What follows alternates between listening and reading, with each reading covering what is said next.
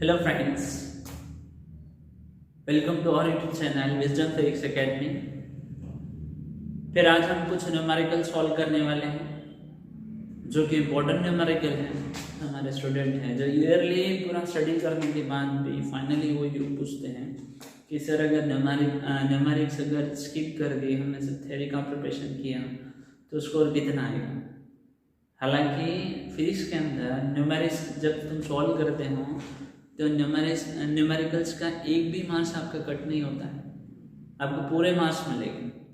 तो आपको क्या करना है, उस प्रेजेंट कंडीशंस को आपको ऑब्जर्व करना आना चाहिए। आप अगर न्यूमेरिकल सॉल्व नहीं कर सकते मतलब आप फिजिक्स नहीं समझ सकते। आपको न्यूमेरिकल सॉल्व करना आना चाहिए, इसलिए आपको उसकी जो है ना मैक्सिमम प्रैक्टिस करना पड़ेगा। हर चैप्टर के ऊपर जो है ना आपको हर चैप्टर्स के जो है थोड़ा सा सीक्वेंस है, आपको फॉर्मूले लिखकर पहले जो है ना इजी प्रॉब्लम से स्टार्ट करो, ज़्यादा कॉम्प्लिकेटेड प्रॉब्लम की तरफ मत जाओ, इजी प्रॉब्लम सॉल्व करो और जो है ना सॉल्व प्रॉब्लम की प्रैक्टिस करो। सॉल्व प्रॉब्लम्स को देखो कि सॉल्व प्रॉब्लम्स को जो है ना कैसे स्टेप्स यूज़ किए गए हैं, कैलकुलेशंस देखो, डिफरेंट मेथड्स यूज़ करो उसी कैलकुलेशंस के ऊपर। तो ऐसे जब तुम सॉल्व प्रॉब्लम सॉल्व कर लेंगे तो थोड़ा कॉन्फिडेंस आ जाएगा प्रॉब्लम सॉल्व करने का। फिर कुछ इजी अननोन प्रॉब्लम्स लो, इजी अननोन प्रॉब्लम्स लो। इजी अननोन प्रॉब्लम्स की वजह से क्या होगा कि जो है ना वो प्रॉब्लम एक तो आपका सॉल्व हो जाएगा, आपको प्रॉब्लम्स के जो है ना मेथड समझ में आएगा और जो है ना सॉल्व करते टाइम पे थोड़ा सा न्यूमेरिकल्स का जो एडजस्टमेंट है फॉर्मूले के अंदर या फिर उसका जो अंडरस्टैंडिंग है वो आपको समझ में आएगा। और जब आपका आंसर आ जाएगा फाइनल, इजी प्रॉब्लम है, डिफिकल्ट नहीं, और जब आपका आंसर आ जाएगा तब आपका कॉन्फिडेंस अपने आप डेवलप हो जाएगा कि न्यूमेरिकल्स उतना डिफिकल्ट नहीं होते। आप खुद बोलेंगे कि न्यूमेरिकल्स उतना डिफिकल्ट नहीं होते हैं। इसलिए आपको क्या करना है, इजी वे से देखो। हम जो है ना न्यूमेरिकल से जो है ना छूट नहीं सकते। अब जो स्टूडेंट 11th 12th में हैं, जो नीट और जेई का प्रिपरेशन कर रहे हैं, जो सिर्फ स्टेट बोर्ड का प्रिपरेशन कर रहे हैं, तो न्यूमेरिकल्स तो हर एक के साथ होगा, बोर्ड के साथ भी होगा न्यूमेरिकल्स, जेई में भी है, नीट में भी है, तो हम छूट तो नहीं सकते। और हम ऐसा नहीं बोल रहे, देखो फिजिक्स में जो है ना मैक्सिमम स्टूडेंट का जो है कॉन्फिडेंस नहीं होता उतना हाई कि जो है ना कि फिजिक्स हम इजीली इतना कवर कर लेंगे, इतना उनका मिनिमम वो सोचते हैं कि ठीक है हम फिजिक्स का जो है मिनिमम हमें 100 चाहिए, ओके 180 नहीं होगा, 100 या फिर 120 140 तक वो फिजिक्स को लेकर जाते हैं। पर जो रैंकिंग वाले हैं, ठीक है, जो एक्स्ट्रा ऑर्डिनरी स्टूडेंट है, जो रैंकिंग स्टूडेंट है, वो कॉम्प्रोमाइज़ नहीं करेंगे, उन्हें तो 180 चाहिए टोटल, और वो तैयारी भी करेंगे 180 की, और हो भी जाती है तैयारी, उतना डिफिकल्ट नहीं होता है। पर जो पहले से जिनका कॉन्फिडेंस लूज है, जिनकी तैयारी नहीं है, तो वो क्या करते हैं, फिजिक्स को स्किप करके चलते हैं। फिजिक्स को जो है कोशिश करते हैं कि फिजिक्स को हम इग्नोर करते हैं, लेकिन नहीं हो सकता। सोचे थोड़ा सा।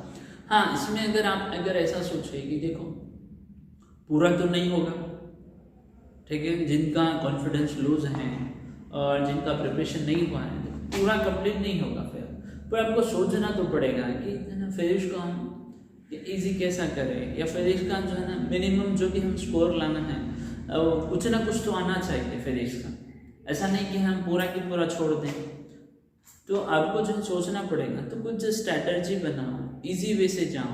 पहले न्यूमेरिकल्स देखो, इजी न्यूमेरिकल्स जो आपको सॉल्व हो सकते हैं, मैथमेटिकल फॉर्मूलेज बनाओ, एक नोटबुक लो, उसमें मैथमेटिकल फॉर्मूलेज लिखो चैप्टर वाइज, इजी न्यूमेरिकल्स लिखो, उसको सॉल्व करने की कोशिश करो जितना। हम जब तक हम फैमिलियर नहीं होते ना न्यूमेरिकल्स के साथ, तब तक न्यूमेरिक्स इजी नहीं हो सकते, आपको डिफिकल्टी चाहिए। इसलिए पहले उसको कोशिश करो कि वो आपके लिए इजी हो जाए, आपको समझ में तो आए, एटलीस्ट द प्रॉब्लम रीड करके आपको कम से कम उसका बैकग्राउंड तो भी क्लियर होना चाहिए।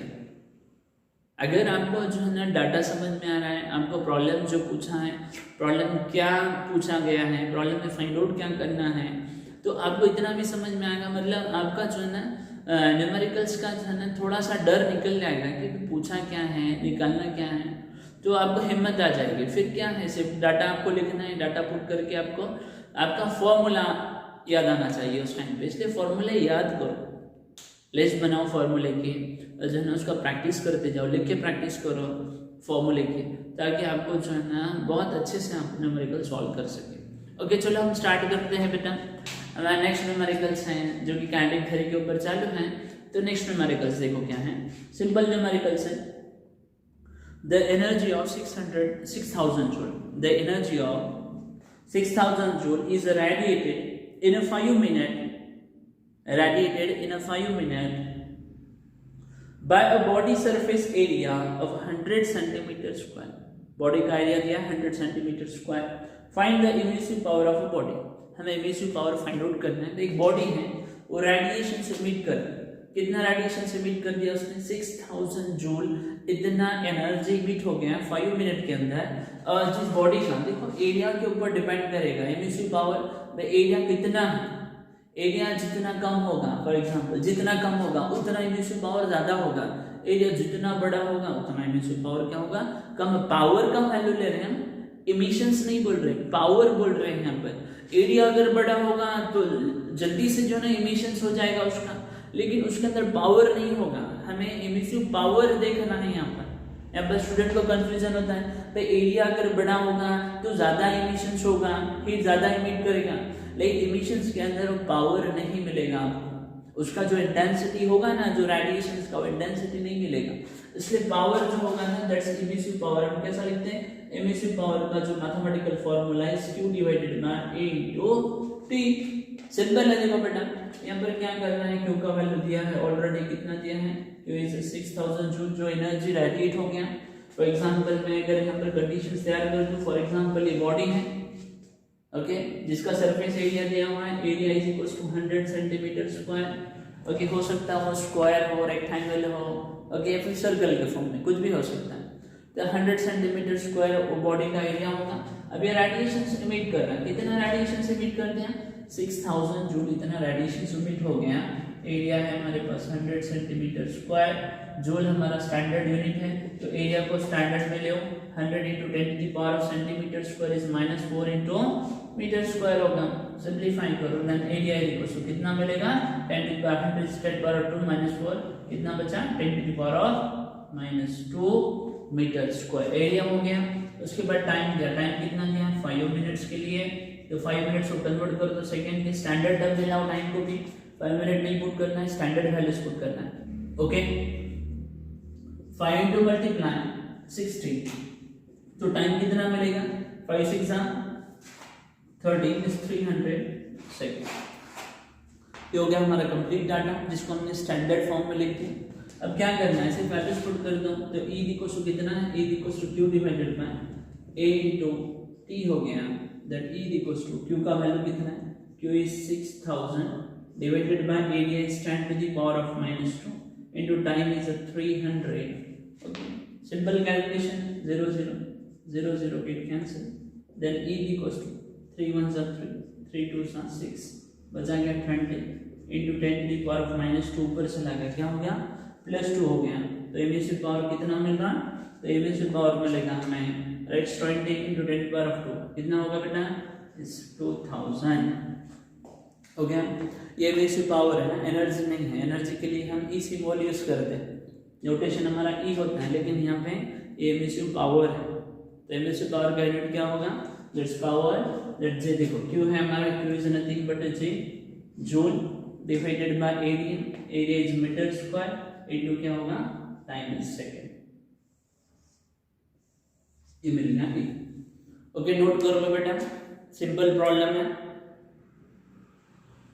ओके राइट, नेक्स्ट प्रॉब्लम में देखो, calculate the energy, calculate the energy. पहले प्रॉब्लम्स को जो है ना रीड करते करते समझ लेना है प्रॉब्लम।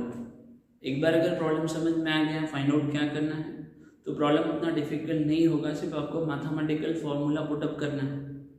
देखो 90% 99% तो प्रॉब्लम को समझना है, और रहा मैथमेटिकल कैलकुलेशन, मैथमेटिकल कैलकुलेशन ये हमारा 1% के अंदर आएगा। सिर्फ यार फॉर्मूला तो लिखना है, फॉर्मूले के अंदर वैल्यूज पुटअप करना है और कैलकुलेशन करना है, तो ये होगा हमारा 1%। पर 99% होगा प्रॉब्लम को अंडरस्टैंड करना, प्रॉब्लम को समझना, फाइंड आउट क्या करना है, क्या हो रहा है सिचुएशन, ये सब क्लियर करना है, इसी के हमारा 99% जाएगा। और 1% क्या होगा, 1% होगा सिर्फ हमारा मैथमेटिकल कैलकुलेशन।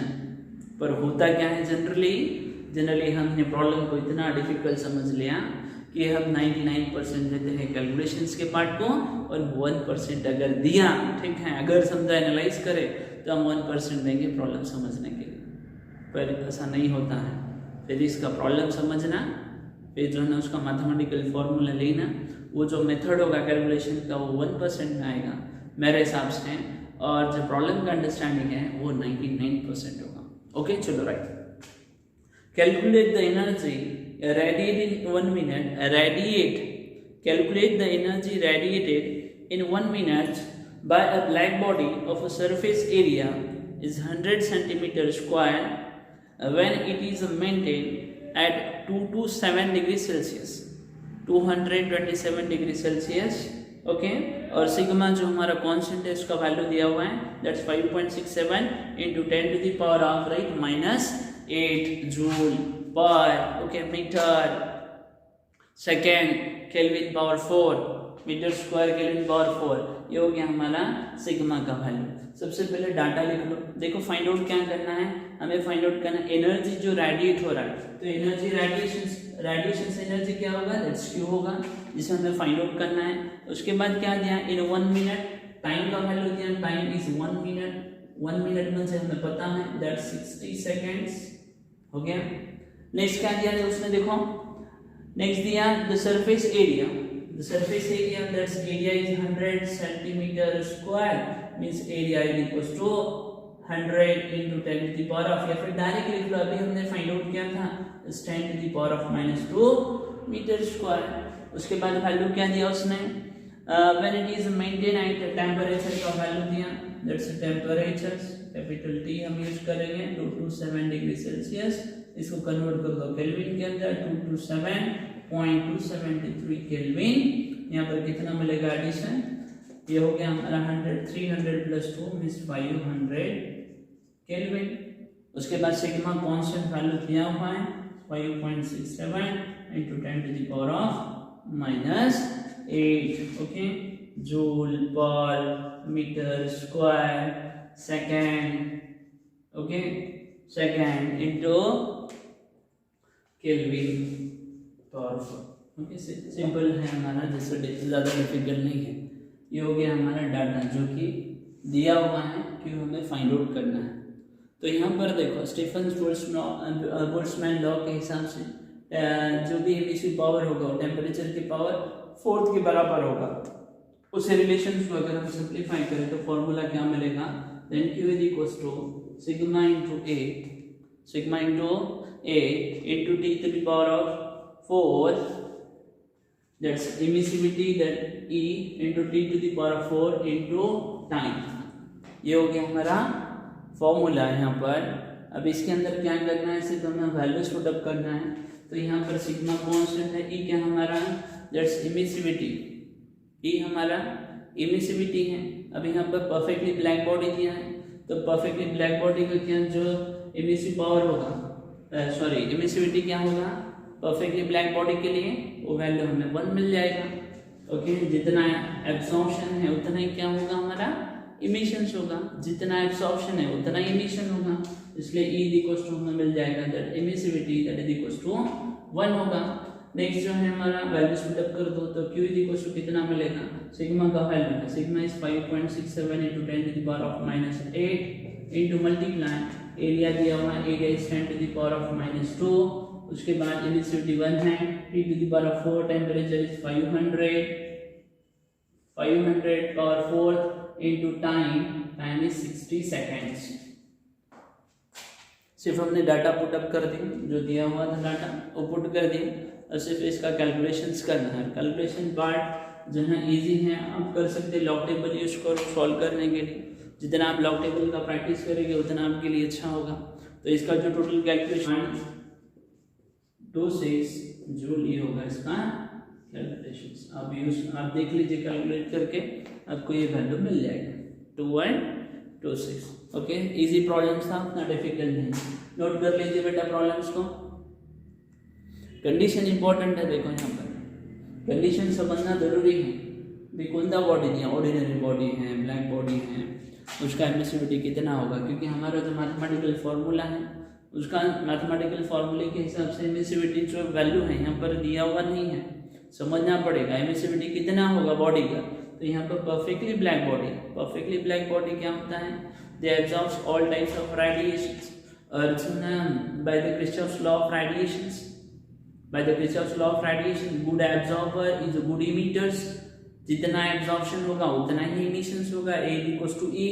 तो यहाँ पर हमने देखे यहाँ पर A और E का जो वैल्यूज होगा एब्जॉर्प्शन और इमिशंस, तो यहाँ पर एमिसिविटी अगर हम फाइंड आउट करें तो कितना मिलेगा, that emissivity of a perfectly black body is 1। Okay चलो राइट, ओके राइट बेटा। नेक्स्ट प्रॉब्लम देखो, नेक्स्ट प्रॉब्लम क्या है, the coefficient of reflections and transmission of the surface of a thin plate is 0.35 and 0.45 respectively। देखो यहाँ पर coefficient of reflections and coefficient of transmissions का value दिया हुआ है 0.35 एंड 0.45 respectively।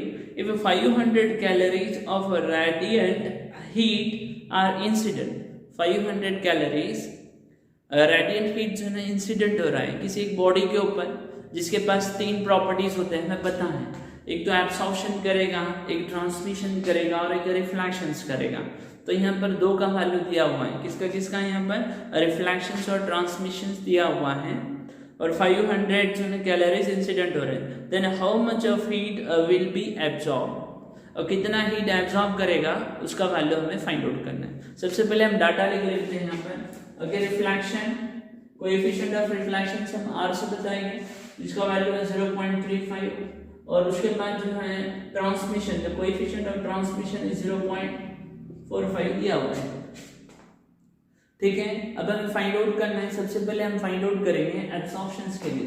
देखो एब्सॉर्प्शन जो होगा ना, coefficient of absorption find out करना है, तो कैसा फाइंड आउट करेंगे, तो the coefficient of absorption is equal to the heat will be absorbed, कितना heat absorb करना, that's QA, और total divided by total energy, okay, incident energy, the total incident energy is Q, और यहाँ पर Q का value दिया हुआ है, Q का वैल्यू कितना दिया हुआ है, 500 कैलोरीज, 500 कैलोरीज जो कि इंसिडेंट हो रहा है। तो हमें फाइंड आउट करना है QA का वैल्यू, QA कितना होगा, तो QA के लिए हम क्या करेंगे, मैथमेटिकल अरेंजमेंट करो, QA इक्वल टू क्या मिलेगा, A into Q। Q का तो वैल्यू है हमारे पास, पर कोएफिशिएंट ऑफ एब्सॉर्प्शन नहीं है हमारे पास, उसका वैल्यू फाइंड आउट करेंगे। तो कोएफिशिएंट ऑफ एब्सॉर्प्शन जो होगा, अब समझो कोई बॉडी है जिसके अंदर इंसिडेंट हो रहा है, तो तीन फिनोमेना ले रहे हैं, एब्सॉर्प्शन, रिफ्लेक्शन और ट्रांसमिशन। तो हम यहाँ पर लिखेंगे, ओके, ये हमें फाइंड आउट करना है। मैं साइड में लिखता हूँ, absorption, coefficient of absorption, coefficient of reflection and coefficient of transmission। अब तीनों की हो गए यहाँ पर, मतलब ये क्या होगा, that's QA divided by Q, यहाँ पर क्या होगा, QR divided by Q, ये क्या होगा, QT divided by Q होगा, that is equals to, अब इन सब का एडिशन अगर निकालें, इन सब का एडिशन बराबर किसके होगा, तो यहाँ पर मिलेगा हमें QA, ठीक है, QA plus QR plus QT divided by Q होगा, QA plus QR plus QT, इन सब का एडिशन Q के बराबर होगा, तो Q divided by Q terms मिल रहा है, इक्वल टू कितना होगा, इक्वल टू मिलेगा हमें 1, ये हो गया 1। यहाँ पर वैल्यूज पुटअप कर दो, A प्लस R का वैल्यू कितना दिया, R इज 0.35 प्लस ट्रांसमिशंस कितना है 0.45, इक्वल टू कितना मिला, 1 मिला, एंड दोनों का एडिशंस कर लो, A प्लस 0.45, ओके, ये कितना मिलेगा, 0.8 मिलेगा, इक्वल टू 1 हो जाएगा।